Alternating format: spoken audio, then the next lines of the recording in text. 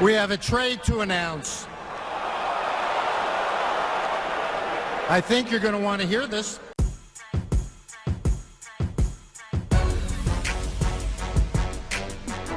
This is the CreaseCast. Welcome, everybody, to a pseudo-emergency episode of the CreaseCast. This is CreaseCast episode 132, part 1 of 2. 2 will be recapping a laundry list of shit, which we're going to record after this one, but we felt we needed to get this one out of the way because the Canucks are in the news, and depending on where you sit on certain sidelines or how you feel about the team's direction, etc., you might not have liked what you heard or read today. And let's just first, get some deep breaths going. Drink some water, have some tea, drink some calming beverages, smoke a joint, like whatever. I got to go to the store later, get some gummies, but I've got cold brew coffee. That's which isn't calming so much as it's just gonna make me extra hyper. I would say, yeah, if you can avoid caffeine like at all costs, maybe just like delay it a bit, slow your roll. But the Canucks are in the news for a big monumental blockbuster of a trade. In case you don't know, or in case you're here because you want to hear us bitch about it, which is fair, the Canucks traded Louis Eriksson, Jay Beagle, Antoine Roussel, their 2021 first-round pick, the 9th overall pick, a 2022 second-round pick, and a 2023 7th-round pick. In exchange, they obtained the RFA signing rights of Conor Garland and Oliver Ekman-Larsson at 12% retained, meaning for the next 6 years, the Canucks will be paying the left-sided defenseman $7.25 million. Now, the 9th overall pick, which was just drafted, actually, by the Arizona Coyotes, because we are recording as the first round of the draft is taking place. They took right winger from the WHL, Dylan Guenther, a sniper. A lot of goal scoring from that kid. Could have been a good Canucks player. Maybe it might have been a bit useful in their top 6. You know how they need scoring. But alas, they decided that Conor Garland at his next contract is more valuable to them, and getting out of the final year of Eriksson, Beagle, and Roussel's contracts was important. Those 3 deals totaled $12 million. In exchange, they basically gave up $4 million, but it'll kind of delete itself when they re-sign Garland to whatever contract he is. So it'll pretty much be like a net neutral cap transaction. I was just looking at this, though, and thinking to myself, should the Arizona Coyotes have even been allowed to trade for a first-round pick?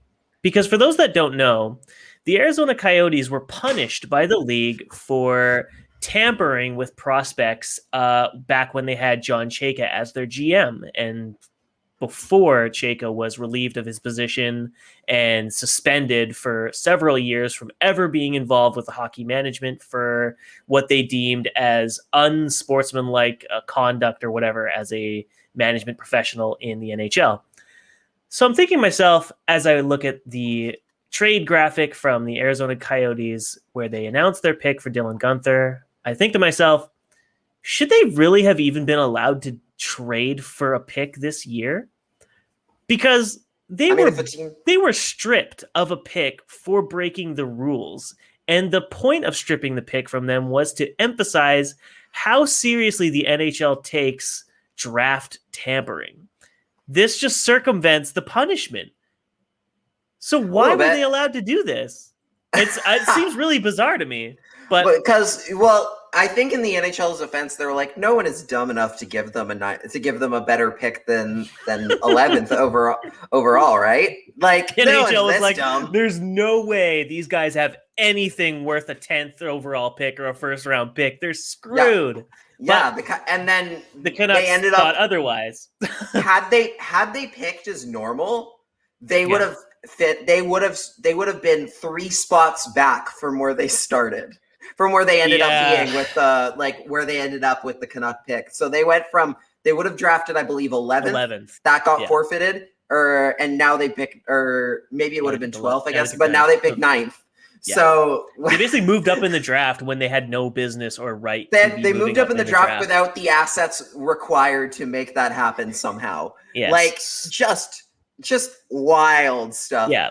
We'll get into it in our episode for tomorrow morning, but obviously the big overarching theme of the expansion draft and this the entry draft was cap space is at a premium. Teams are going out of their way to get rid of contracts that they don't want to pay anymore to players that they don't trust or believe in anymore. And they're willing to pay a very hefty sum to get out of those deals so that they can continue on taking the next step with their organization. The Canucks were in a position where they admittedly said they needed 2 years before they'd be contending again. This move accelerates it a bit. Yeah. And I say a bit because there is huge asterisks and question marks around whether Oliver Ekman-Larsson can actually still be a competent defender. All of the analytics and underlying stats that you and I have both been seeing on Twitter all day paint a very ugly picture. Ekman-Larsson might be a minute muncher, but for the Canucks in their current iteration, they have enough minute munchers. And unfortunately, the other minute muncher on their team makes $6 million for fucking 5 more years. So why the hell do they need another defenseman to eat minutes at more than $6 million per season when they haven't even signed Quinn fucking Hughes? Well, Tyler Myers needs a partner. I mean, he needs a black hole partner. He needs someone else who can be just as bad in his own end as he is, so to mask his own problems. Here's the thing. We'll get into the arrangements. I wanted to quickly go into what were your. I mean, I don't know about you, but I was at work on Twitter, and all of a sudden, I was talking with my coworker, who's like a huge Canucks fan. He delivers to the Canucks. Like, we actually ship stuff to the Canucks. And so he's always there talking with like the management staff, or not management staff, he's always like the arena staff and whatever. They're giving him jerseys, they're giving him swag, sticks all the time. They're super nice people. And we're both standing there just shooting the shit about the weekend and the draft. And then all of a sudden, both our phones ding, and it's like hearing Oliver Ekman-Larsson to the Canucks with Conor Garland. And for the next 45 minutes, we did not move from our positions. We were just watching Twitter blow the fuck up. So you and I were both tweeting the entire time. I don't even know if we ever engaged with each other because everything was moving at such a rapid pace. So I'll ask you now that we're actually talking in person. What was your gut reaction to this trade? My gut reaction, let's see. I think it was something I think I can remember exactly what I was saying along the lines of when I saw the tweets start going down. It was something along the lines of no. That was it. No, just no. Just a long string of no's. It was that Family Guy gif where the house gets broken, and I think it's Cleveland is sliding down in the tub, and he's like, no. That was basically the last like 3 hours until all the details fully came out. Yeah, it was.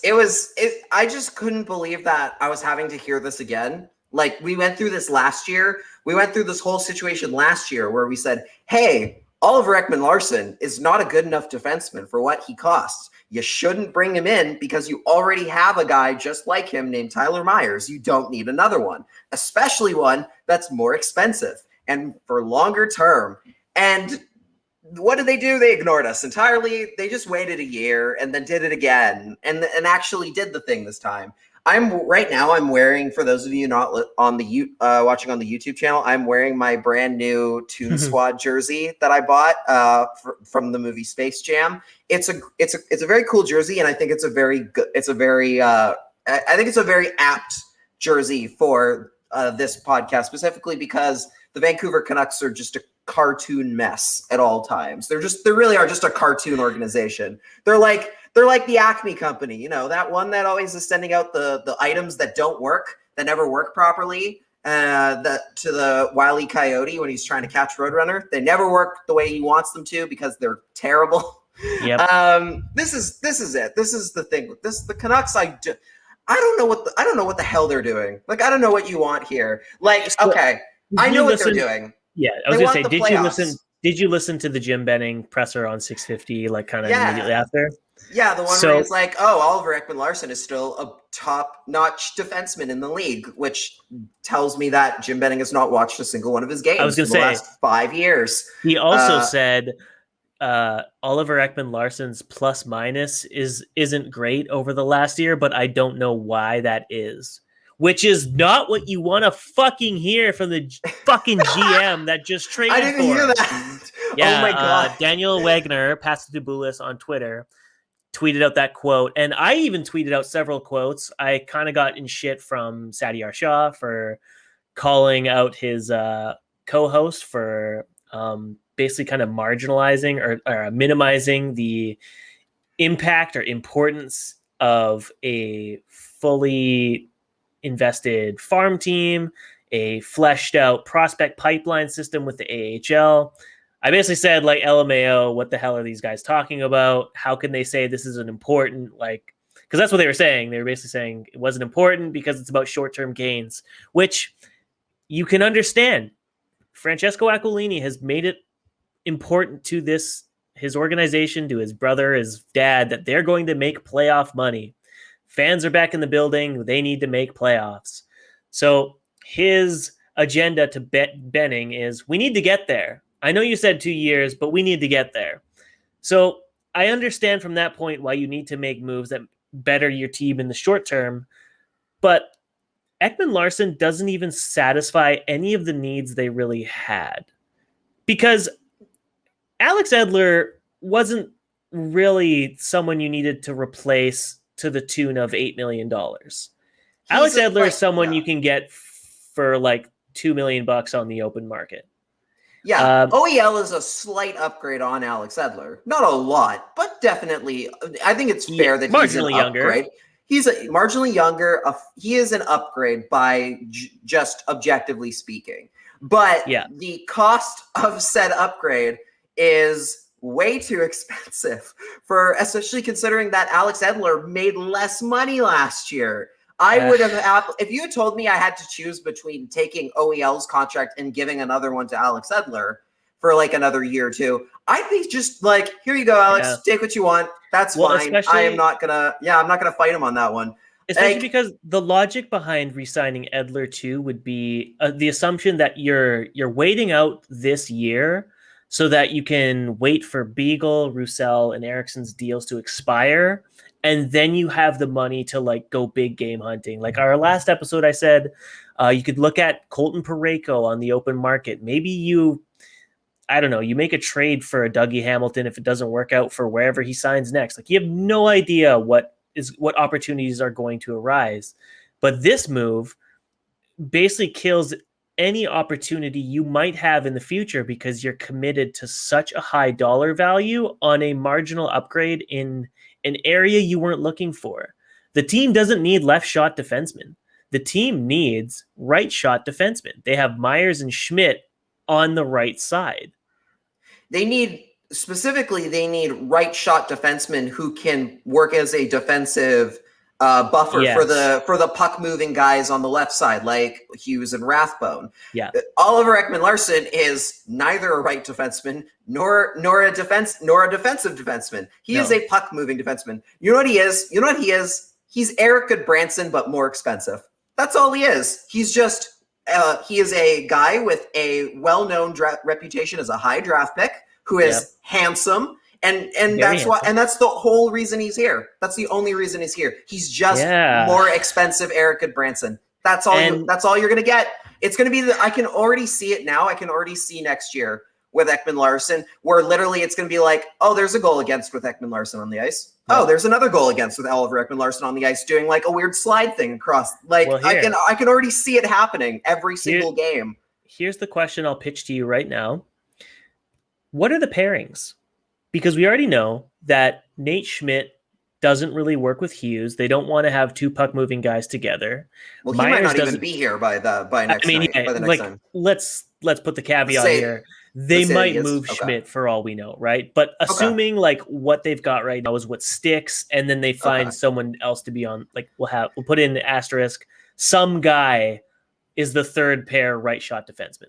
So you have Myers and Schmidt. Myers doesn't work with anybody because he's just awful. He has no chemistry with Rathbone. He has no chemistry with Hughes. When he plays with Levy, he throws him under the bus for his mistakes. Yes. There's no one you can put him with, really. I guess you put him with Ekman-Larsson and hope that they are not a complete disaster together, because that's literally that's the thing. The only reason I would be comfortable, the only way I'd be comfortable here is like, well, you know what? They're both going to be bad in their own end. Might as well not let either of them drag down the rest of the group, which still means that you're paying approximately $14 million for a third pair, I guess a little bit lower, closer. Yeah, a little bit less. For a third pairing, you're paying close to like $12-13 million with the retained salary on OEL. It was just a disaster. Yeah, I believe Jackson McDonald had the tweet saying they finally replaced Oscar Fantenberg, which is about as accurate as it gets. Like you said, Ekman-Larsson is probably going to be the Myers shutdown guy, even though he's not a shutdown guy. But because he plays a lot of minutes, the team, and by team I mean coaching staff and Jim Benning, are going to assume he can play a lot of minutes. Therefore, he's a shutdown guy and can play with Myers in that role. And it'll be a disaster. And hey, maybe Rathbone Schmidt works out, but that still means of the $13 million or maybe $7 million the team has left in cap space, they still need a shutdown right shot defenseman to play with Hughes. It's so much to ask for in this offseason already that they need to re-sign Pettersson and Hughes to their next bridge contracts. But then you also add in re-signing Conor Garland to a deal that doesn't make the team look stupid, because you can't re-sign him to a contract that is more valuable than Tyler Toffoli's, because you're going to get fucking eviscerated for it. And you still need to replace Travis Hamonic, who was fine, but apparently he's looking elsewhere. And you can't just bring back the exact same D-core again. So you need to improve there somehow, which probably means you have to trade Rathbone or your second round pick or whatever picks you have left for like Vince Dunn from Seattle. You say nothing to work with. Nothing you said here is wrong, except for the fact that the Canucks are going to look at the fact that they got OEL today and say, well, our job's done here. We fixed it. We fixed the blue line. It's good. Everybody's good. That's all that's what they're going to do. They're not going to add anything else. Has gone to UFA. He's going to be moving on. So they don't have Jalen Chatfield in the system anymore. RIP. But after that, like, they have nothing. I don't know. I was on like 7 podcasts last week. On one of them, I pointed out they have a little flex. I'd be flexing. Victor Persson, who's going to be playing for the Kamloops Blazers of the WHL next season. He's like 19 years old, 7th rounder from last year, is one of 2 right shot defensemen that they have in their system right now. The other one is Jet Wu. But Jet Wu has many years to go. He might be something, but you can't exactly rush a 20-year-old into a shutdown right shot defenseman role. No. That takes time. Kevin Bieksa did not walk from Bowling Green University into shutdown pairing minutes with Dan Hanhuse. Wow. No, he had to beat Fedorov in a fight first. That was step one. But okay. I'm being very hard on the Canucks right now. Like, and I think fairly. Like, I think it's not nothing fair. I've said here is nuts. Like, I'm looking at the fact that the Canucks right now are projected to have $18 million in cap space without having signed the 2 best players the 2 best draft picks the franchise has ever had since the Sedins. You don't expect me to get a little bit upset, at least a little bit upset here, don't you? But let's look at the positives here a little bit, because there are some that we can take from this. There are a couple positives here worth mentioning, specifically the fact that the top 9 does look good. Like, the top 9 objectively does look better than it did a week ago. Assuming they signed Garland to like a decent deal, the top 9 looks way better than it did last year. Like, I don't even remember if we talked about Jason Dickinson the last episode that we were together. I think that happened after. We kind of did. Or we might have touched on it? Okay. Yeah. But like, okay, so you get Dickinson, which is for very cheap, which is a great pickup. And you definitely didn't have a good, he's arguably a potentially better version of Brandon Sutter with that, especially at a younger age. And then you throw in the fact that Vasily Podkolzin might be coming to Vancouver. It might be playing on the NHL team by next season.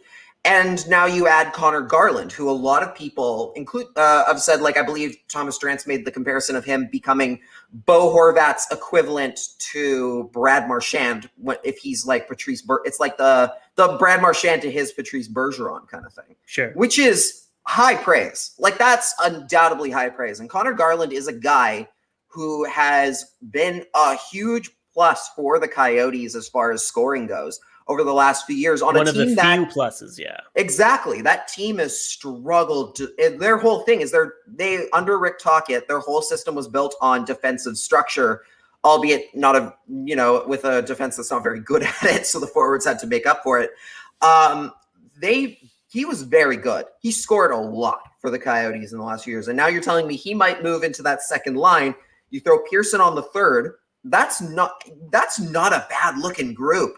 Suddenly, as far as your scoring is concerned, like, I mean, I'm sure in the next episode in our regular show, we'll talk about the Oilers and the mess that they're in right now. Now, the Canucks could outscore for the most part, like from a full team lineup standpoint right now, and that's kind of the teams you're looking at that you're probably going to have to beat to get into the playoffs. So that's not bad. The problem is in the fact that Conor Garland alone is not worth the value of taking on $7 million a year of Oliver Ekman-Larsson for the next 6 years, especially when you were just about to get rid of almost the exact same amount of money at the end of this year. You're going to have 1 year where it's going to kind of suck for a bit, and then you'd be kind of free. Like, outside of that, the Myers, you were so close. You just had to wait, and you could have had now it's all here of for this 6 and more more years. Why? Okay, you know why it makes sense is because, of course, Jim Betting's trying to save his job. Like, playoffs. Yes, it's like both. Literally the only bright side of OEL's contract is the idea of, well, the next GM I'm sure will fix it, because there's going to be someone else coming in before that contract is done, because there's no way. There's just no way this team is that good for other than a couple of years. Like, they've completely minimized the window of which they can win in. Like, they went from having a team that could potentially compete for quite a while and turned them into we have to hope they do all right in 2 years before it turns into an absolute disaster. Yeah, that's I think the most frustrating thing is Canucks fans are pretty smart people. They're fine with the long-term outlook. Like, they know when a team is operating with short-term gains. They know when the team has a pipeline plan. So when everyone sees and understands that this final year of these 3 awful contracts you just got to wait it out. Everyone's ready to wait it out. They're just waiting for the team to sign Pettersson and Hughes and try and round out the forward and D groups with cheap players on short-term deals so they compete in a weird division. Maybe they don't. But the fan base is smart enough to know that the long-term gains is way more important than the short-term. And here's this move that satisfies neither. It's just a giant question mark in both directions. And so, of course, the fan base is rightly pissed. They're not going to be happy about this. You and I aren't happy about this because it's just more of the same arguments every time. Like, how often did we talk about Tyler Myers in our first year of talking on this show together? Just how frustrating it was knowing the team values him worth $6 million. Yeah. Are you excited for 6 years of $7 million? Man. Yeah. 6 more years of us talking about this. This is how it's going to go, because it's a boat anchor contract right out of the gate. it's an immediate, like, the fact that the Coyotes were even able to move it to somebody is kind of nuts. That contract in reality should have probably stuck with them for the rest of his career. Like, the way it's signed and structured absolutely should have. The fact that they were able to get rid of him, not only for the amount of stuff that they got, but also with only retaining like 12%. Nothing. Literally nothing. It's like a million. It's like $1 million or something. That's it. It's something, sure, but it's hilarious. It's almost kind of a, yeah, sure, we'll retain 12%. I was going to say, but they're laughing behind their breath as they do it, because that's exactly what it is. Because like they know what a ransom they just got. They got out of paying the full deal, and like if your options are a first round pick and a bunch of stuff that's going to expire, and you get rid of a $8.25 million contract on a player that isn't ever going to be a part of your contention window as a useful contributor, you're laughing. I bet they were laughing their asses off when they kept saying, oh yeah, we'll take Beagle too. We'll take Brucel too. Yeah, I guess we can retain like $1 million or something. That's fair. I mean, we're doing you a huge favor with just taking the first, they're the 9th overall pick. Like, it's so funny. Like, it's just, how many short-sighted, quick, shortcut moves is this GM going to get away, or not even get away with, but attempt he can't keep getting 7 away or 8 with years? This. How can he keep getting away with this?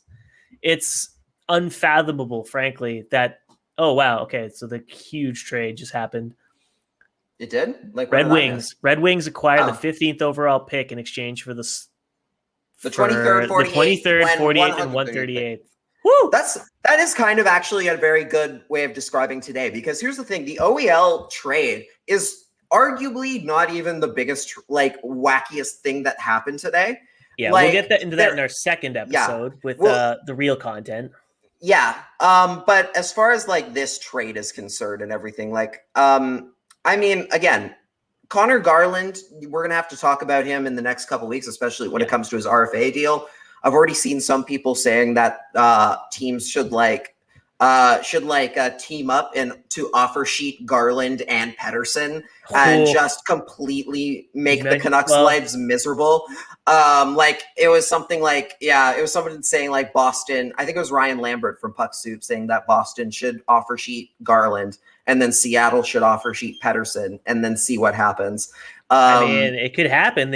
So for right now, the 23rd, the 20, like, aren't you, okay, so side note, aren't you tired of hearing people say they're going to get signed, stop worrying about it? And it's like, the GM literally was on a press call basically saying, we have nothing working right now, but if they do get offer sheeted, which will probably happen, we'll still sign, we'll match. Like, that's not encouraging news. What you should hear from a GM is him saying, yes. It sounds like they know it's already coming, which is... it really sounds like they're just like, we don't have a deal in place. We're not going to have one for another few weeks, which means offer sheets are coming. And we're going to match them no matter what. But he said in his Sportsnet 650 interview, he thought they were pretty well positioned cap-wise, but they're still looking to shed money, which... like, you couple that with the offer sheet matching comment, and you just go like, what is this guy even planning? What is he even doing?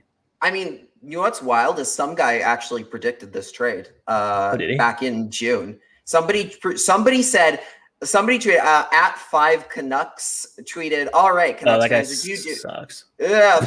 Okay. Well, look, in June 28th, he tweeted, would you do 9th overall, 2022 second rounder, Louis Eriksson, Antoine Roussel for OEL and Garland? That was actually, did Jim read that and then try it? Go, oh, maybe this is Jim betting. Maybe it is. Maybe this isn't so mad at we found his burner. No, like, that's actually wild. Outside, literally all it's missing is Beagle and that 7th rounder, and it would have been accurate. That's the other thing. What? Already, we haven't gotten into the guys we've lost yet. Like, there are guys like we've lost, which are kind of worth talking about, because fair.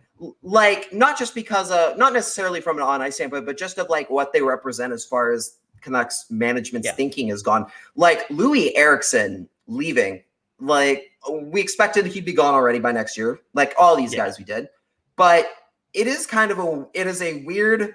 I don't want to say bittersweet because that's the wrong way of putting it. It's the end of an era for certainly. It really is. It's like 5 years ago now. 5 years. It feels like Almost. 6 years, but five years ago 10. when he played his first game and scored a own goal, and it just I have never been more sure of a bad omen than I was. And the best part about that whole thing, I think we've talked about on this show, is on that play is Eric Goodbranson, another one of those signings that was chasing the puck, nowhere near close to it, sliding face first into the net and putting it off its moorings. Like just he tried. The worst omen imaginable. For both of them. Yeah. So bad. I'm glad the era's over. We don't ever have to hear about Eriksson again. I mean, we probably will, depending on how this 9th overall pick for Arizona goes.